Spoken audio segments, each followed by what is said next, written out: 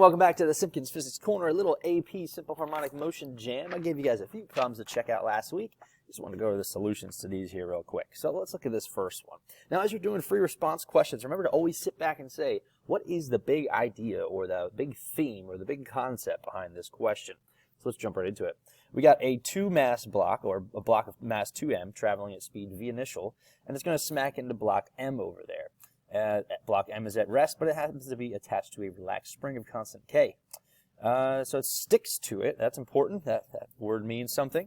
It has an implication, I should say. And then develop expressions for the following quantities. Now, in terms of, that means we have to, all of our answers can only have these things and coefficients and math symbols. We can't put a variable that we make up in there, in other words. So let's see how this plays out.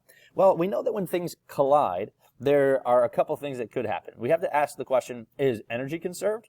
And is momentum conserved? Now, the answer for momentum is always yes. Any collision, the momentum before and after a collision must be the same. But for energy, it depends, right? And the elastic collisions are one where energy is conserved, but an inelastic collision is one where energy is not conserved. Now, in this case, because it says they stick together, that's an inelastic equation, or an inelastic collision. That means that energy is not conserved, at least not from before the collision to after the collision. But so let's start to unpack this. The first question says to write an expression for v, the speed of the blocks immediately after the impact. All right, so if we consider the total momentum of the system, here it is, total momentum of the system beforehand, it's going to be m times v, which in this specific instance is 2mv initial, right? Mass times velocity, p equals mv. So our initial momentum, 2mv initial. Now, what's the final momentum? Well, let's take a look right over here. The final momentum is going to be p equals mv, right? But the m in this case is 3m, and the v is the combined velocity together. Now, we know that the total momentum before has to be equal to the total momentum after. The total momentum before has to be equal to the total momentum after. Do you see how I derived that expression? Now, some people will do this in the PMV stack, which is fine, but you can just jump right to the idea that the total momentum before and after a collision is equal. In this case, it said to solve for v, so I'm just going to simply divide both sides by 3m, like so. And my final answer, you see how the m's cancel out there. My final answer for the first part is v equals 2/3 v initial. If you start to think about, oh, our total mass that was moving was 2m, and now it's 3m, the mass went up, that means the velocity goes down, momentum's conserved, and oh, happy day, we have our answer for part A. Oh, didn't even mean to do that. That was good. Next one, x, the maximum distance the spring is compressed. So once they stick together, that spring is going to be going back and forth. We'll have simple harmonic motion in the horizontal direction. And we know some things are true about that. We did say that the energy before the collision and after the collision is not conserved because of that sticky nature, right? But once they're stuck together, there's no outside force doing non-conservative work in order to remove energy from our simple harmonic oscillator, our system. So we can say that energy will be now conserved once they're stuck together and moving back and forth together. So let's talk about what that means. Right when they strike, they're moving, so they have kinetic energy, right? And then it's going to go, and it's going to squish the spring until it has all spring energy. So for this one, it's going to look like this. K equals US. And the K, 1/2 mv squared, equals US, 1/2 kx squared. Now, here's the only tricky part about this, is the coefficients. Okay, because remember, we must put our answer in terms of this stuff, which happens to be referencing the velocity before the collision. So how do we do that? Well, we know that the mass that we're talking about in this picture right here, the mass is 3 big M. So that's what goes in for M. And for velocity, we got to use our answer from part A, right? So we got to use this one, 2/3 v initial, and that whole thing gets squared. And that equals 1/2 kx squared. Now, the question's asking us to write an expression for x, so that's the thing we're going to have to shoot for. So let's start doing some algebra here. Cool thing is the halves cancel there. That's kind of nice. All right, but check out what happens with the v squared. You have to square everything, which is challenges some students, right? But 2 squared is 4, 3 squared is 9, and v initial squared is, well, v initial squared. So do you see how I just squared everything inside the parentheses from the last step to this one? Okay, so of course, now we're going to have to divide both sides by k to isolate x. That means x squared is equal to. Now let's do a little simplification, all right? So 3 times 4 is 12, divided by 9, that's 12/9, which would simplify to 4/3, all right? and that's v initial squared over k. And so finally, to take the final answer here, x, I'm going to just clean it up a little bit. You could say square root of 4 v initial squared over 3k. All right, so there's a lot of tricky algebra steps that you could miss in there, but if you need to, you can pause, come back, and check that out. That would be our response for that one, for the expression for x. Yeah, good to go. And then the last one, period, that's pretty straightforward. We look at our equation sheet, we see the period of a spring oscillator, Ts, is 2 pi square root of m over k. So really the only thing you have to specify here is that your system consists of 3m, and the k is just called k. So that one, that's probably the easiest part of the whole problem. All right, so that's the first problem there with the block collision. Let's go to the next one. Now, I encourage you to pause and read the question, or maybe you've already considered it. Basically, if you have a mass down here, it's going to be pulling on the string, right? And that string is going to be pulling on this block, which happens to be pulling on the spring. I have to be careful about strain spring, right? So this spring, I'm already getting it, is initially stretched. And the problem says, what if you take some scissors and you go and you snip at point P? That block that's on the spring is no longer being pulled by the string, so now it's going to go back and forth. It's going to be set into simple harmonic motion. But before we get there, so that's the big idea behind the question. So let's look at the details here. The unstretched length of the spring is 0.2 meters. One end of the spring's fixed, and the other end is attached to a block. This guy, that guy also has attached a massless string, which passes through a small frictionless pulley. Gotta love those at the Home Depot. A block of mass 4 kilograms hangs from the other end of the string. When the spring and block system is in equilibrium, the length of the spring is 0.25. And the 4 kilogram block is 0.7 meters above the floor. Now, pay attention. The spring, it said, when it's relaxed, is 0.2, and it says when it's stretched, it's 0.25. So right away, what I'm going to do this, I'm going to say x equals 0.05 meters. Remember, in any of your spring equations, the x variable stands for compression distance or stretching distance of the spring, which is how far was it stretched compared to how far or how long it is when it's relaxed. Okay, so that's why that x is going to be 0.05 for this problem. Now it says draw free body diagrams, label all the forces. All right, so we have Fg, Fn. I'm going to do this a little hastily because I'll assume you guys know how to do this. Ft this way, and this one I'm going to call Fs. Here, there, because that's the spring, right?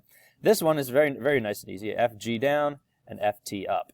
Okay, now when it says calculate the tension in the string, let's do it the simplest way. Because we're in equilibrium, we know the forces are balanced. And so we know that Ft is equal to Fg, but pay close attention to which one. We're talking about this one over here, right? So, okay, let's go and calculate the tension in the string. It's going to be mg, which is 4 times 9.8.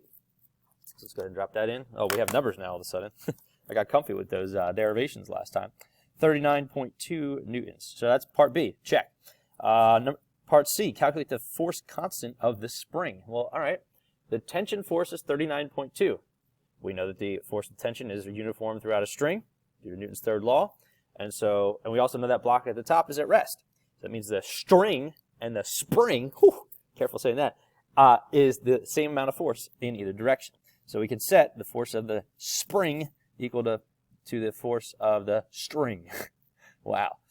So here it goes, like that. And then this would be kx. Now some people say negative kx, but we've accounted for the direction, right? So the k, the spring constant, is just going to be 39.2 newtons divided by x, which we wrote earlier to be 0.05. So as you can imagine, this number is going to be pretty huge. 784 newtons per meter is the spring constant k from F equals kx. All right, string is now cut. Here we go. Simple harmonic motion. Calculate the time taken by the 4 kilogram block to hit the floor.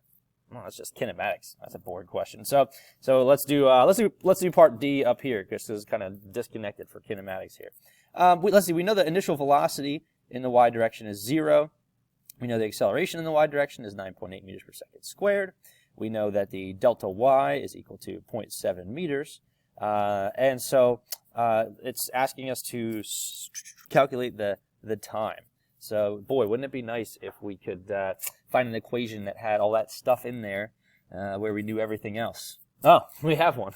Let's go for it. All right, delta y equals, look on your equation sheet, 1/2 at squared plus v initial y t plus, well, nothing really. And if you're wondering why, we know that there's a y initial here, but this is y final, and y final minus y initial is delta y. So I'm just gonna combine those two together from that kinematic equation that we have. Now we do have to be careful, all right? We have to account for direction here. So the change in y, let's talk about this. The y initial would be 0.7, and the y final would be 0 because we hit the floor.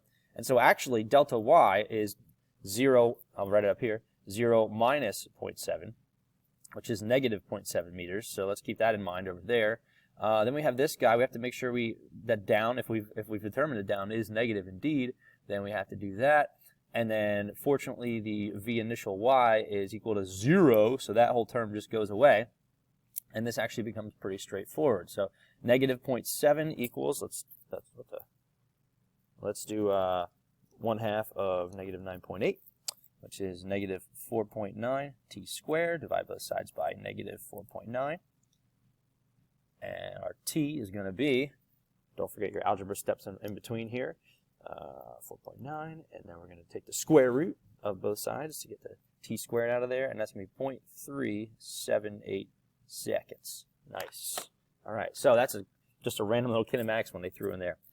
How about this one? Calculate the frequency of oscillations of the 8 kilogram block. Now you may say, Mr. Simkins, frequency? Like how am I supposed to do that? Well, remember that frequency is defined, or I should say it's related to the period by 1/t. So if we can find the period of this oscillator, we can find the frequency by just doing the 1/, whatever our answer is. So let's try this out. I'll start it up here, kind of do this. Sorry about the whiteboard etiquette here. So the 8 kilogram block, that's the thing up here. We know that the period of a spring oscillator is 2 pi square root of m/k. And so the period is going to be 2 pi square root of 8 over, got to go get our answer, 784. All right, so let's do some calculator magic here. Shazam! And then we got our period there to be 0.63 seconds. So the final step to get the answer to part E is just going to be do 1 over the period. And so if we just take the reciprocal of that, oh, nope, that's not the right button. 1 over 0.63, we're going to get something like 1.58 hertz. Ouch, it hurts. Yeah, no, that's the frequency. Finally, calculate the maximum speed attained by the 8 kilogram block.